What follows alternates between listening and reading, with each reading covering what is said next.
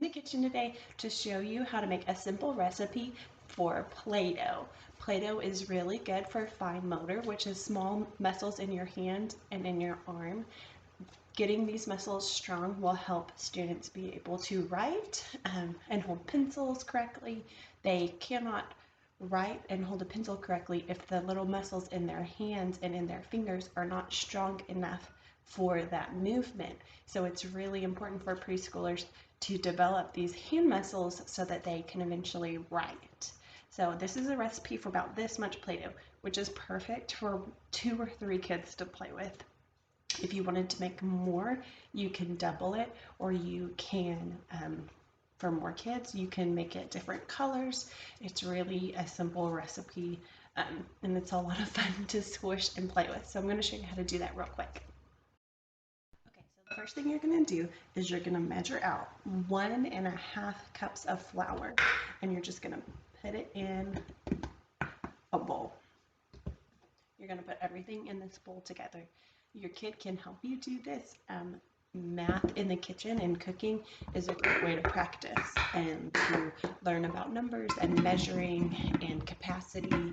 And so I encourage you to have your kids help you do this. So I have 1.5 cups of flour, and then I'm going to add 1/4 cup of salt. And it doesn't have to be exact because you're just making Play-Doh. So that will help your kids be able to help you too, is it doesn't have to be perfect. So there's the salt in there. Okay, the next thing is you want 1/2 tablespoon of cream of tartar, and you just dump that in there too. And 1.5 tablespoons of oil, and I'm just using vegetable oil for that. So 1.5, a little extra, that's okay. And that one. Okay, next I'm going to put in some food coloring. I'm going to try to make purple. So let's see, I have some red in there and some blue. The last ingredient is warm water. So I've just heated this up a little bit, and you're going to do 1 cup of it. You don't want it to be too hot because you want to touch it with your hands and not burn. But you want it to be warm, and it mixes just a little bit easier. So let's see, 1 cup of water.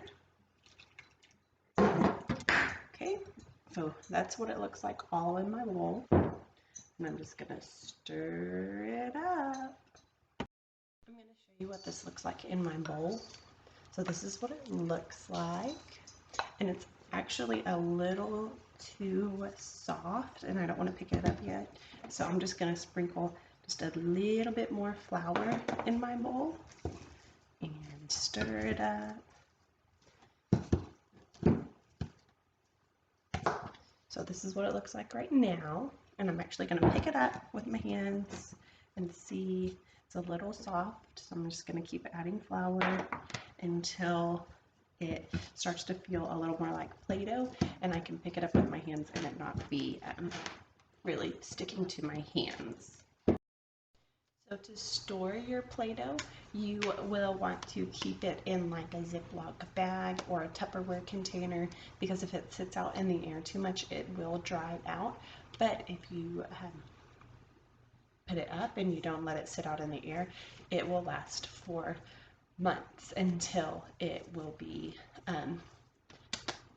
dried out. So I hope you have fun with your Play-Doh and that it will entertain your kid for hours and hours while they are stuck inside.